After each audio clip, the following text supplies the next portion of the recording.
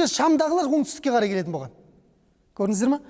Өйткені экватор сызығына жақындаған сайын, мына жақта экватор сызығының температура ыстықтай береді. Экватор сызығына жақын. Күннің түсуі, қызуы қатты болады. Көрдіңіздер ме?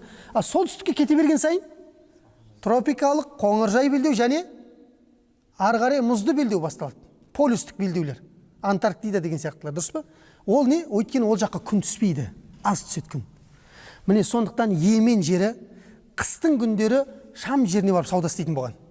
Жаздың күндері Шам, Йеменге келетін болған. Осылай әлемдік сауда ғой енді бұл. Қараңыздар, сол Йемен жеріндегі тайпа, жаңа Хузаа тайпасы өмір сүріп жатқан. Былай өтіп бара жатқан кезде қаяқтан өтеді? Шамға Меккемен өтеді. Өзі жол Меккемен өтеді. Және ар жағынан Ясрибпен өтеді. Мына жерде Мәдина бар, әлі сызған жоқпын мен. Сөйтіп барып Шамға шығып кетеді. Жүріп, ана Меккеде не болып жатқанын көріп жатыр ғой, әңгімелеседі, адамдармен чотам не болып жатыр деген сияқты. Сонда не дейді?